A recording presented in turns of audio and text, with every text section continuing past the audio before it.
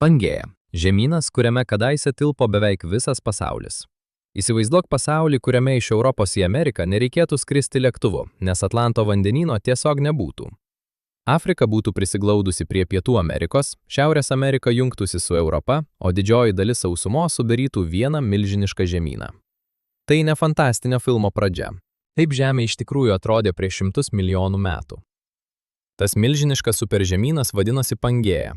Pavadinimas kilęs iš graikų kalbos ir reiškia visa žemė. Ir šis vardas labai tikslus, nes Pangėja buvo tarsi milžiniška pasaulio dėlionė, kurioje dauguma šiandien atskirų žemynų buvo susijungę į vieną sausumos masyvą.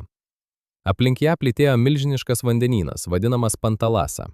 Bet įdomiausia yra ne vien tai, kad Pangėja egzistavo. Įdomiausia, kaip žmonės tai suprato. Jeigu pasižiūrėtum į pasaulio žemėlapį, tikriausiai pastebėtum vieną keistą dalyką. Pietų Amerikos rytinis krantas ir Afrikos vakarinis krantas atrodo taip, lyg galėtų susidėti kaip dėlionės detalės. Tai pastebėjo ne vienas žmogus, bet vienas svarbiausių buvo vokiečių mokslininkas Alfredas Wegeneris. 1912 metais jis pasiūlė drąsią mintį. Gal žemynai nėra amžinai sustingę savo vietose. Gal jie kadaise buvo susijungę, o vėliau pamažu išsiskyrė. Tuo metu ši mintis daugam skambėjo keistai. Juk žemynai atrodo tokie dideli, tokie tvirti, tokie nepajudinami. Kaip jie galėtų plaukioti po žemės paviršių? Wegeneris neturėjo visų atsakymų, bet turėjo įrodymų, kurie buvo labai sunkiai ignoruojami. Vienas garsiausių įrodymų – Mesosaurus. Tai buvo nedidelis gėlavandenis roplys, gyvenęs prieš šimtus milijonų metų. Jo liekanų buvo rasta ir Pietų Amerikoje, ir Pietų Afrikoje. Problema ta, kad Mesosaurus nebuvo gyvūnas galėjęs perplaukti platų Atlanto vandenyną. Jis gyveno gėlame vandenyje, todėl mintis, kad jis tiesiog persikėlė per vandenyną, atrodė neįtikima. Daug logiškiau buvo manyti, kad tuo metu Pietų Amerika ir Afrika buvo sujungtos. Ir tai ne vienintelis pėdsakas. Skirtinguose žemynuose rasta panašių senovinių augalų fosilijų. Pavyzdžiui, Glossopteris. Šio augalo liekanų aptikta Pietų Amerikoje, Afrikoje, Indijoje, Australijoje ir net Antarktidoje. Jeigu šie žemynai visada būtų buvę atskirai, tokį pasiskirstimą būtų labai sunku paaiškinti. Bet jeigu jie kadaise buvo viename superžemyne, viskas pradeda atrodyti daug logiškiau. Dar vienas įrodymas slypi kalnuose. Apalačių kalnai Šiaurės Amerikoje, Kaledonų kalnų sistemos dalys Grenlandijoje, Britų salose ir Skandinavijoje, taip pat kai kurios senos kalnų juostos Afrikoje, atrodo tarsi kadaise buvusios vienos didesnės sistemos dalys. Kai Atlanto vandenynas atsivėrė, šios kalnų grandinės buvo atskirtos ir atsidūrė skirtinguose žemynuose. Tarsi kažkas būtų perplėšę seną nuotrauką, o jos dalis išbarstęs po skirtingus pasaulio kraštus. Tačiau Wegenerio laikais trūko vieno labai svarbaus dalyko – paaiškinimo, kas tuos žemynus judina. Šiandien mes žinome atsakymą. Juda ne patys žemynai, kaip laivai vandenyne, o milžiniškos tektoninės plokštės, ant kurių jie yra. Žemės paviršius nėra vientisa kieta pluta. Jis sudarytas iš didžiulių plokščių, kurios labai lėtai juda. Kodėl jos juda? Giliai žemės viduje yra karštos lėtai judančios uolienos. Šiluma į žemės gelmių sukuria judėjimą mantijoje, o tas judėjimas ilgainiui stumia, traukia ir gramzdina plokštės. Žmogui tai beveik nepastebima, nes plokštės juda vos kelis centimetrus per metus, panašiai kaip auga nagai. Bet geologinėme laike tai yra milžiniškas greitis. Per vieną žmogaus gyvenimą žemynai beveik nepasislenka. Bet per milijonus metų keli centimetrai per metus tampa šimtais ir tūkstančiais kilometrų.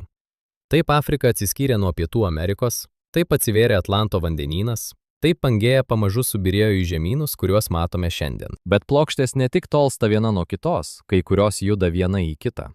Ir tada prasideda tikras geologinis spaudimas. Jeigu susiduria vandenyninė ir žemyninė plokštė, viena gali panirti po kitą.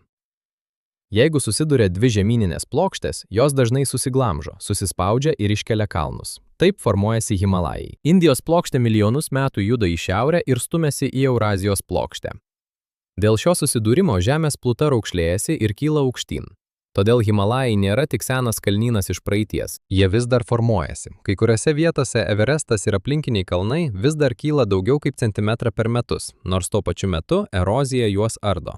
Kitaip tariant, kalnai nėra sustingę. Jie gyvena labai lėtą, bet tikrą geologinį gyvenimą. Ir čia atsiranda dar įdomesnė mintis. Pangėja nebuvo vienintelis superžemynas. Prieš ją egzistavo ir kiti, pavyzdžiui, Rodinija. Mokslininkai kalba apie superžemynų ciklą. Ilgą procesą, kai žemynai susijungia į vieną milžinišką sausumą, po to išsiskiria, o po šimtų milijonų metų vėl susijungia. Tai reiškia, kad dabartinis pasaulio žemėlapis nėra galutinė versija. Tai tik vienas kadras labai ilgame filme. Ateityje žemynai ir toliau judės. Afrika pamažu stumėsi į Europą, todėl Viduržemio jūra per labai ilgą laiką gali užsiverti. Australija juda į šiaurę. Atlanto vandenynas dabar plečiasi, bet ateityje jo likimas gali pasikeisti. Mokslininkai yra sukūrę kelis galimus ateities superžemynų scenarijus. Vienas vadinamas Pangėja Proxima, tarsi kita Pangėja. Kitas – Amasija, pagal kurį žemynai galėtų susijungti labiau šiaurinėme pusrutulyje. Yra ir kitų modelių, pavyzdžiui, Novopangėja ar Aurika. Tačiau svarbu suprasti, tai nėra tikslus ateities žemėlapiai. Tai mokslinės prognozės paremtos dabartiniu plokščių judėjimu ir Žemės istorijos ciklais. Vis dėlto pati idėja stulbina. Žemė, kuri mums atrodo pastovi, iš tikrųjų nuolat keičiasi. Vandenynai atsiveria ir užsiveria. Kalnai iškyla ir sunyksta. Žemynai išsiskiria, keliauja, susiduria ir vėl jungiasi. Pangėja primena, kad pasaulio žemėlapis nėra amžinas. Tai, ką šiandien vadiname Afrika, Europa, Amerika ar Azija, yra tik laikinos formos labai ilgoje Žemės istorijoje. Kadaise visa tai buvo sujungta, šiandien išsiskyrė. O po 100 milijonų metų mūsų planetos žemėlapis gali atrodyti taip keistai, kad dabartinis pasaulis jame būtų vos atpažįstamas. Ir galbūt įdomiausia yra tai, kad šis judėjimas vyksta dabar. Kol tu žiūri šį video, žemynai pajudėjo mikroskopiniu atstumu, be garso, be įspėjimo, be jokios dramos. Bet būtent taip Žemė rašo savo istoriją, ne sekundėmis, o milijonais metų.